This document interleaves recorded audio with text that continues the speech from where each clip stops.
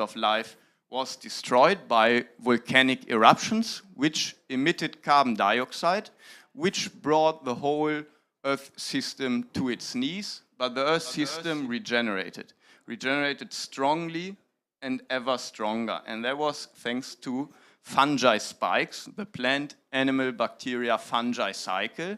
And this is, I think, also a story of hope we can now attach to, and Carlos will tell us something what we learn now more in soil science about the importance of soil life. Thank you. Yeah. Well, first of all, good morning, everyone. Thank you, Simon, for inviting me to join this panel. Perhaps I could begin by stating or repeating, since we've heard this before. Currently, our global food systems contribute to at least 15% of global greenhouse gas emissions. Depending on the estimates, can go up to 25%. And on top of that, global food systems are the primary driver of biodiversity loss due to all factors related to land use change. So a panel that connects greenhouse gas emissions and biodiversity loss is certainly needed. So I'm happy to be here. As a soil scientist, I would like to maybe focus a little bit more on soil biodiversity and also bring some statements. It has been recently estimated that soil is home to more than 25% of the planet's biodiversity, yet we know very little about it, less than 1%.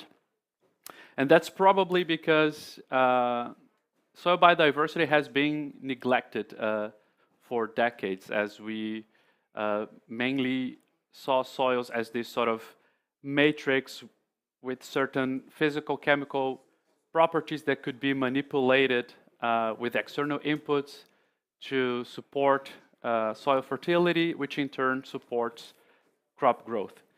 But this view is changing. Now the concept of soil health is gaining popularity, and what I appreciate about this concept compared to previous concepts is that soil health is much more than crop yields. It really recognizes soil as a multifunctional system where not only crop growth is supported by many other ecosystem services. Carbon sequestration for climate change, mitigation and adaptation, water regulation, and habitat for biodiversity. In fact, soil biodiversity receives special attention within this concept of soil health. For instance, we are learning much more, one, about the impact of agricultural practices on soil biodiversity, and two, the role of soil biodiversity in supporting the provision of ecosystem services. And understanding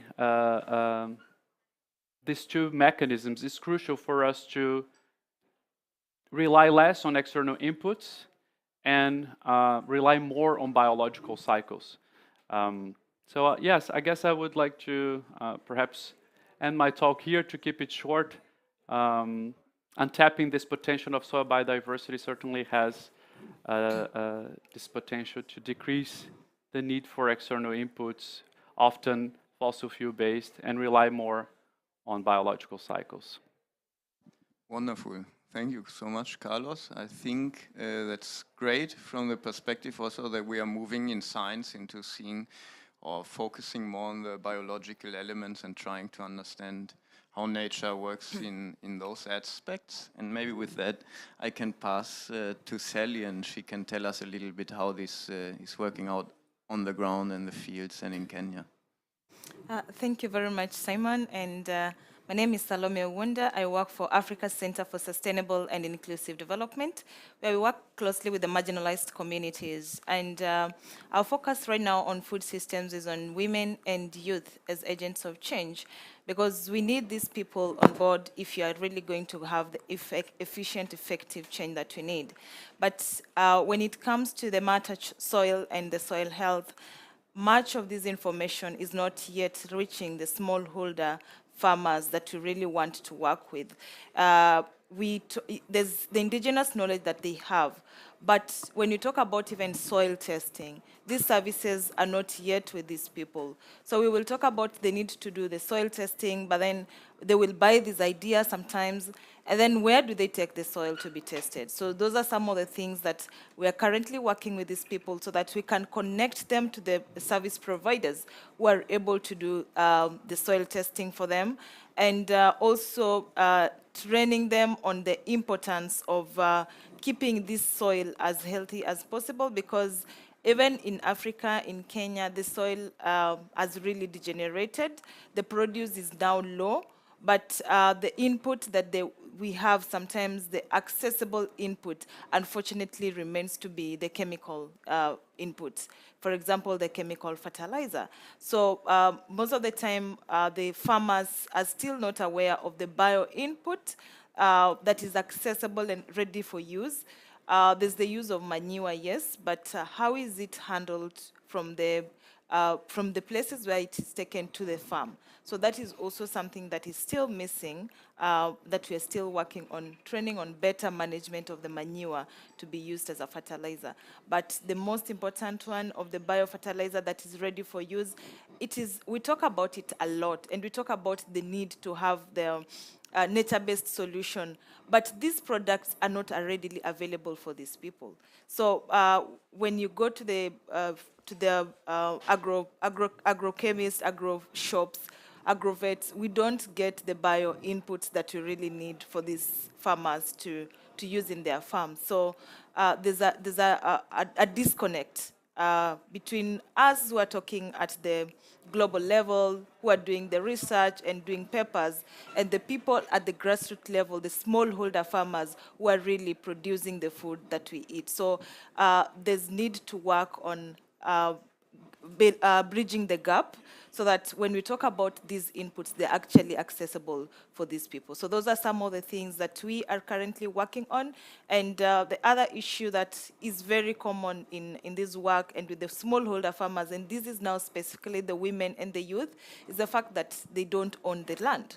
So the land is, they can use it, but they don't make the decision on how it is used. So when you talk about the bio inputs, but you don't own that land, it's not possible for you to change the fertilizer that is used on the farm. So that is where we have to work with the community structures that exist, because they are influential in making the decision, in convincing the community to take up these new ideas that we come on board with. But we also have to work with the men in some of these decisions, even when we are targeting the women, but the men have to also change the norms and the ideologies that they already have, so that they can allow these women to come in with the new ideas, with the better ways of producing food and consumption of the food. So that is how we work on it. And sometimes we also convince or advise the women to take up the opportunities elsewhere where the land is easily accessible and available for them. And that is something that I personally has done, whereby I farm with my sister where she has the land, because I don't own the land, but she owns the land. So we can work together. I can bring the ideas and the ways of doing the farming and support with the knowledge that I have. So that is, those are some of the things that we are convincing the communities, the different people that don't own the land, how can you find an alternative way of working around it? So yes, that is what is happening on the ground. Thank you. Wonderful. Thank you so much. Very nice. Yeah, with this, I think working in a new way and new ideas and ideologies, not ideologies, but concepts, I would pass to Mikael, who's joining us online. And really, I mean, he's all about the new ideas and made the new ideas, helped made the new ideas about our water cycles, and will show us, I think, all about it now.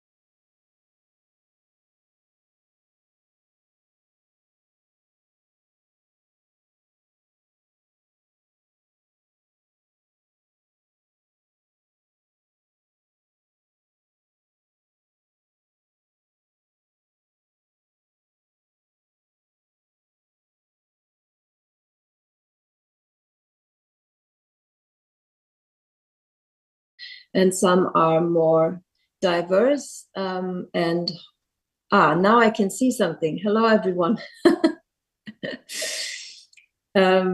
It's funny to just speak to a black image all the time and not being able to see who you talk to. So I don't know if you have any pictures of the farm in the back, but I think you don't. So I just continue. The agroforestry systems are, for me, a perfect method if we want to combine nature preservation and the preservation of our vital resources with now you can see some animals.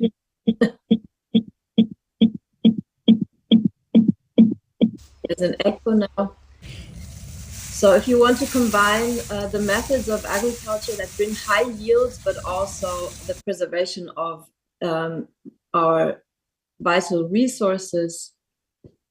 So the trees on the cropland, they hold the wind, they stop the wind erosion very much. They are able to create a microclimate very fast, and also take in the water from the air, the moisture in the air, and they bring a lot of biomass to the ground.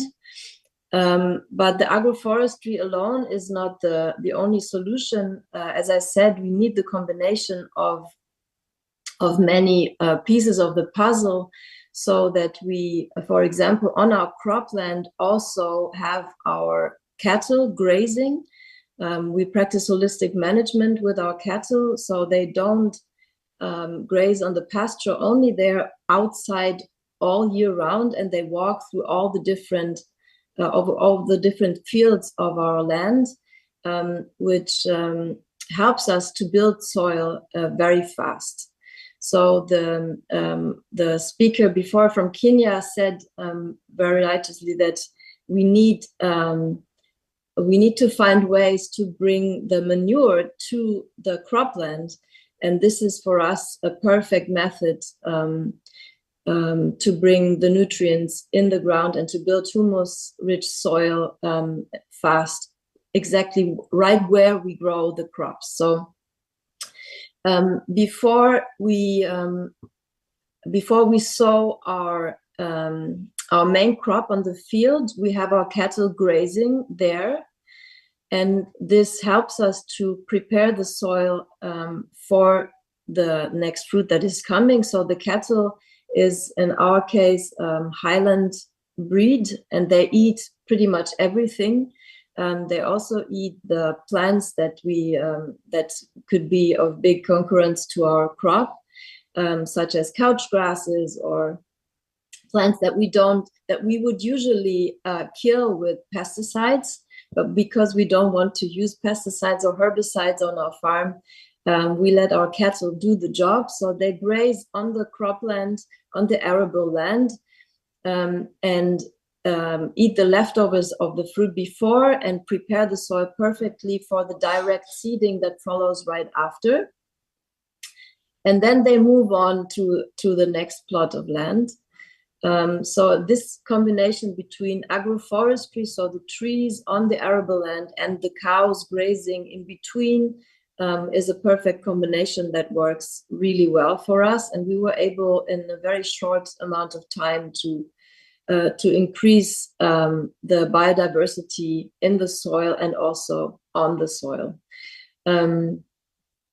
We also practice market gardening. So we have a small plot of land of 5 hectares where we produce vegetables in the method of market gardening, only by hand with no machines. Also here, of course, we don't use pesticides or herbicides, and we also don't use chemical fertilizers.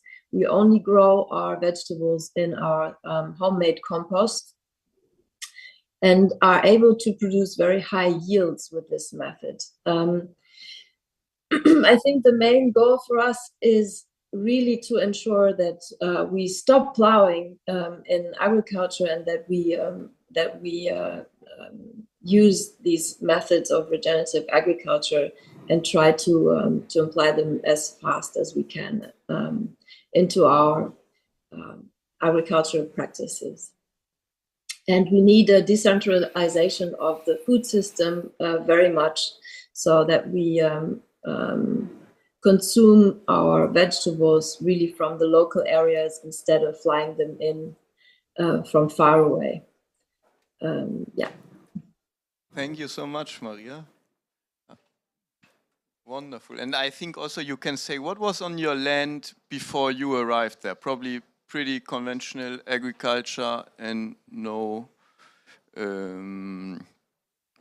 trees after a lot of Eastern German Yes, that's true. So the land is like in Brandenburg, it's a very degraded land. It has no nutrients whatsoever. It's a sandy soil.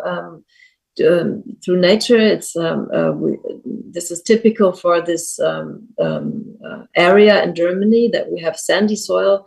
But on top of that, the farmers practice a lot of plowing, which is really, really bad because it creates a very heavy erosion of the soil very fast. So if you break up the soil body, the erosion happens in a minute. So you can see really sandstorms in Brandenburg every time farmers go over the land. So what we practice is a no-till method. So we never plow our soil, and we make sure that we have at all times throughout the year a healthy mulch of plants and roots in the ground that hold the soil together. So our soil is always covered at all times of the year. And yeah, so before, when I got the land, it was just basically a desert. And now we planted more than 200,000 trees there in the so-called agroforestry systems, as I said. And yeah, and so much. I think it was even probably not only a desert, but also a toxically loaded desert, after they don't only use a lot of plowing, but also heavy, intense of total toxicity load. And it wasn't that much toxic on the ground. So I made soil samples. So fortunately, we didn't have a lot of remaining toxins in the soil. That was one thing that's good, but no nutrients whatsoever. Nice, thank you. And did Michael arrive? So then let's go with Michael, because also Maria's story, I mean, we have a German video which is measuring in her microclimate already like 1 to 2 degrees lower than in the surrounding area. And I think Michael can explain us very wonderfully scientifically how that is working and how we should be scaling these regenerative land use methods out everywhere. Hi, Michael.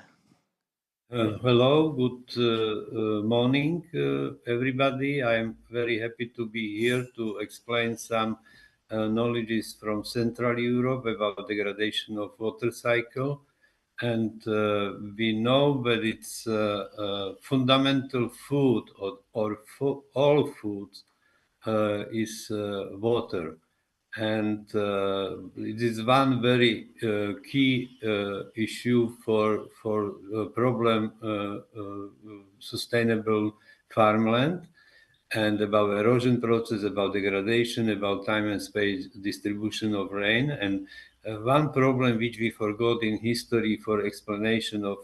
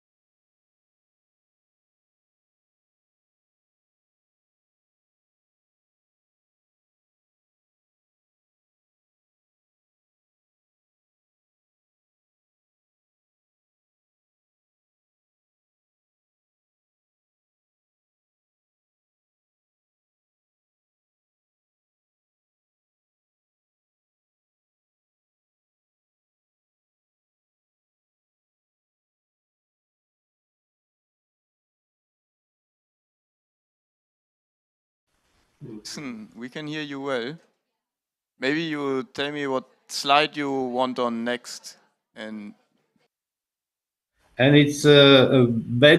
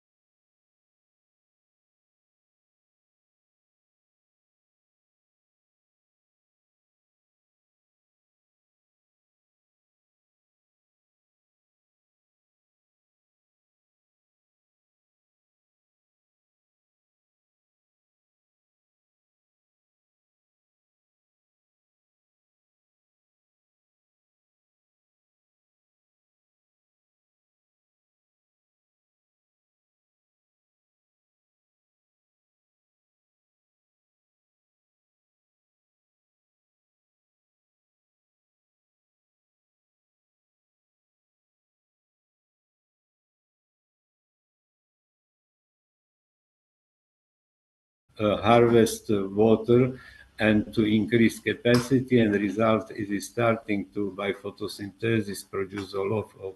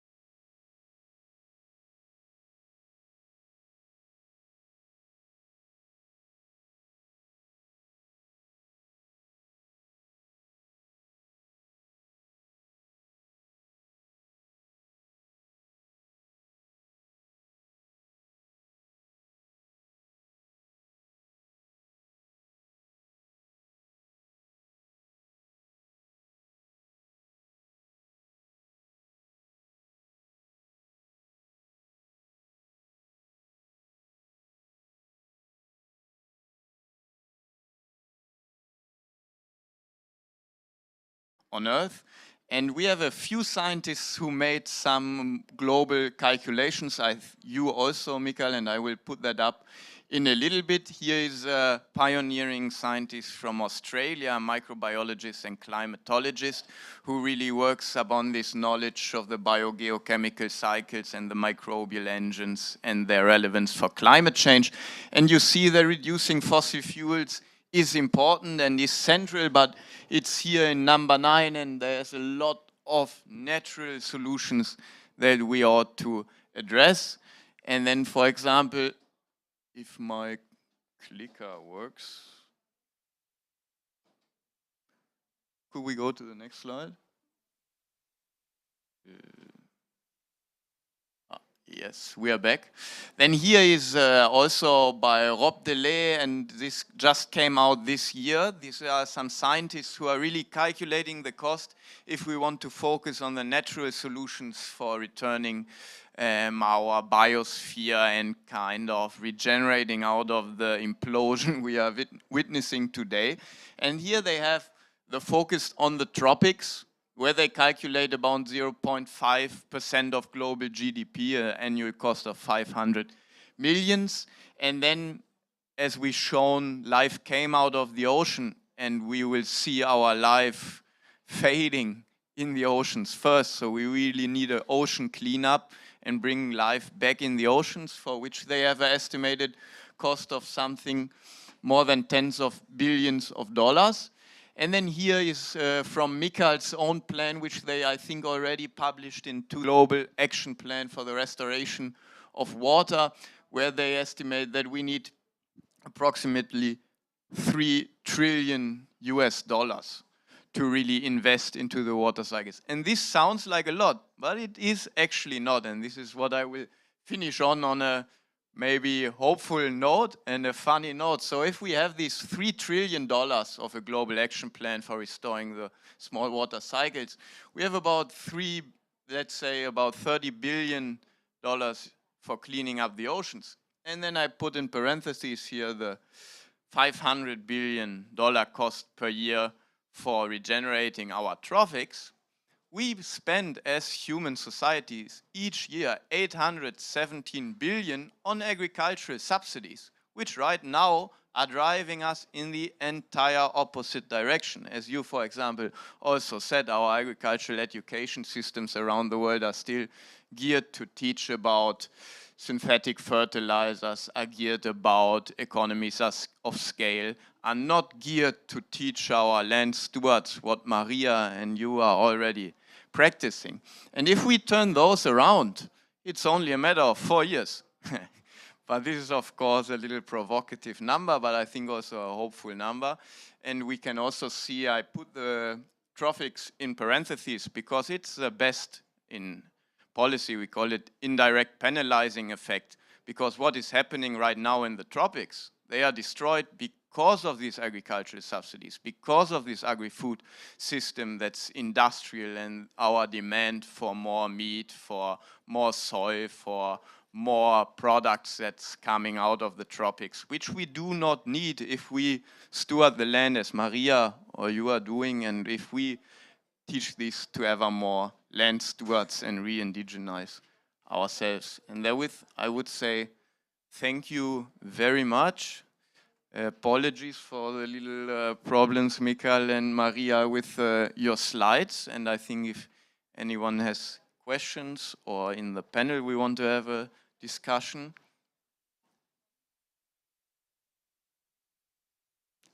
If that is not so, I would say thank you very much for coming, joining. Thank you so much, Maria. Thank you, everyone online, and maybe until the next time.